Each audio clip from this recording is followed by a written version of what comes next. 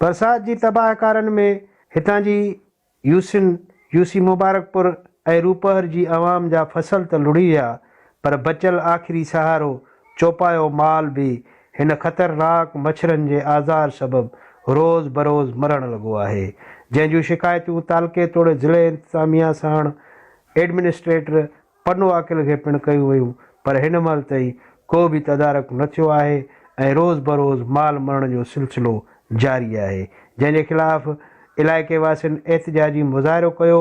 ठिकराठे जे main चौक ते Sindh TV सां ॻाल्हाईंदे मुतासिरीन चयो त असां अॼु जेको ही पुरअमन एहतिजाज कयो आहे, उन एहतिजाज जो सिर्फ़ु मक़सदु इहो आहे त बरसाति खां पोइ जेको मच्छर हिते हिन असांजे यूसीस में जेको तबाही आंदी आहे, उन तबाही में इहो थींदो आहे त हिकिड़ी राति में तक़रीबन कोई 15 खां 20 लख रुपया हिकिड़े ॻोठ जो जेको चौपाए माल मरण सां नुक़सानु थिए थो पियो। अॻ में फसल बि विया मारूअड़नि जा, ऐं हिन वक़्तु तमामु घणो जेको नुक़सानु करे थो उहो मच्छर करे थो पियो। ऐं मच्छर मार स्प्रे जे लाइ असां तालका एडमिनिस्ट्रेटर खे बार बार कॉलूं कयूं आहिनि, लेकिन कोई रिस्पॉन्स न आहे। असां हिन वक़्तु पुरज़ोर अपील कयूं था पिया DC सखर खां, CM सिंध खां ऐं आला अमलदारनि खां त बराए महिरबानी मच्छर मार स्प्रे करायो वञे त यूसी रूपर ऐं यूसी मुबारकपुर में मच्छर मार स्प्रे कराए चौपायो माल बचाए वञे।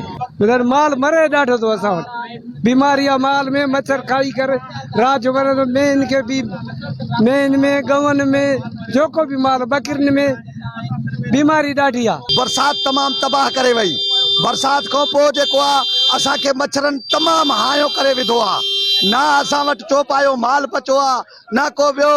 राति पवण सां ई तबाही शुरू थी वञे। हर कोई वाक़ुफ़ आहे त पूरी सिंध ॿुॾी चुकी आहे, उन सां गॾोगॾु फसल तबाह थी चुका आहिनि। हाणे जेको असांजो आख़िरी जीअण जो कारण बचियो आहे उहो आहे असांजो माल, जेको शदीद मच्छरनि जे आज़ार सबबि रोज़ानो बरोज़ कॾहिं त लखनि जा कॾहिं त करोड़नि जा बि नुक़सान थी था पवनि पिया। मुज़ाहिरीन घुर कई त जल्द खां जल्द इलाइक़े में मच्छर मार स्प्रे करायो ऐं चौपायो माल बचायो वञे।